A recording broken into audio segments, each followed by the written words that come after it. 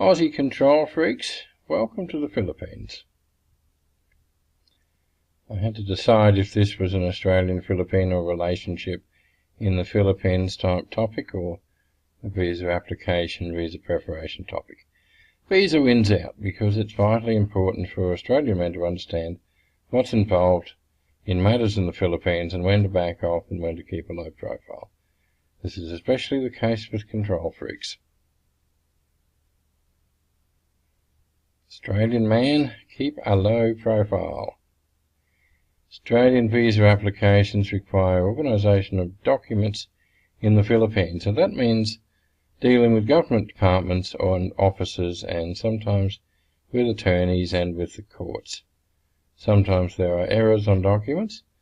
Sometimes these are corrections of your Filipino wife or fiancé's documents, like birth certificates and marriage certificates, where there are wrong spellings, and sometimes additional evidence of identity are needed when births are late registered. Sometimes there are annulments to be organised and or finalized, and this means dealing with attorneys and courts.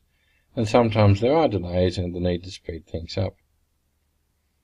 The control freak, overprotective Aussie man tends to want to get involved headlong, especially older Australian men who've been around the block a few times and have fixed their fair share of stuff-ups over the years. Now, I'm not being judgmental, I'm also describing myself.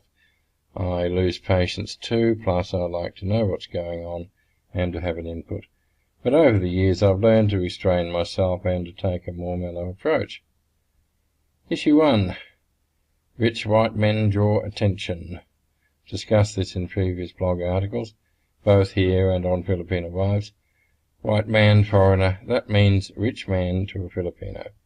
You walk in and costs go up and delays set in.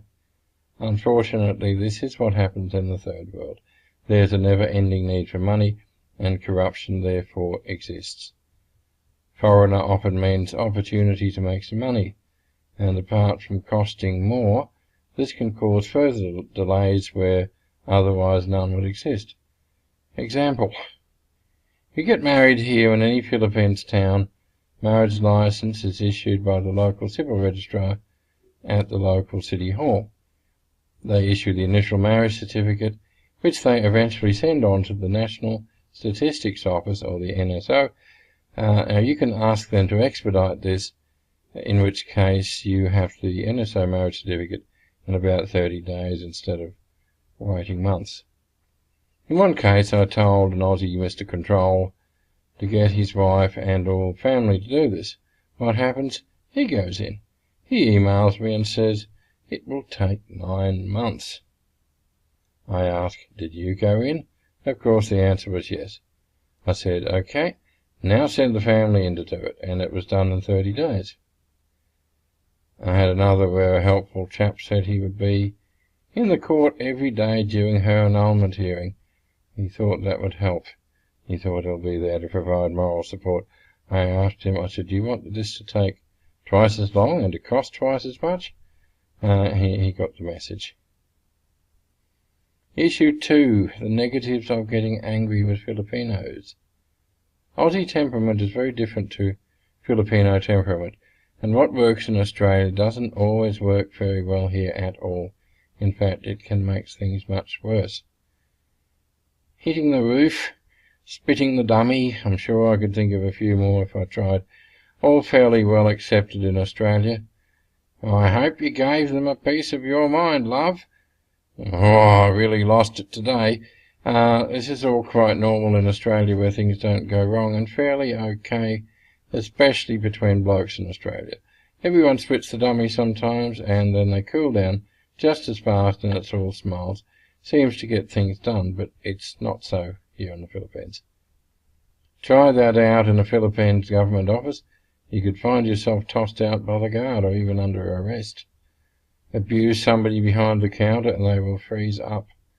Get too worked up and you could literally find yourself deported and banned from ever entering the Philippines. I am serious about that. You certainly won't achieve very much, and you will embarrass the life out of your poor lady if you do that. Well, this is a country of nice people. People smile, they say nice things even when they're frustrated and annoyed. It takes a lot to make them really snap, and you don't want to be around when that happens. But if you want to achieve something, be nice. Smile. It can work wonders. Example. Our driver occasionally gets stopped by the traffic controllers. You'll see them out there, the ones directing traffic. Last time didn't take the must turn right in this lane sign.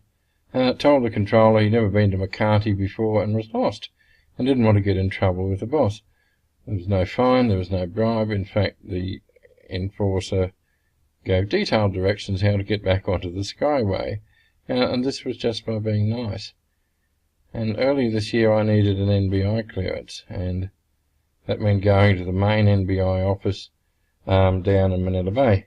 Busy of course, huge crowd. Told them I had a bad back, which I do. I couldn't stand in a line for hours, I just can't do that.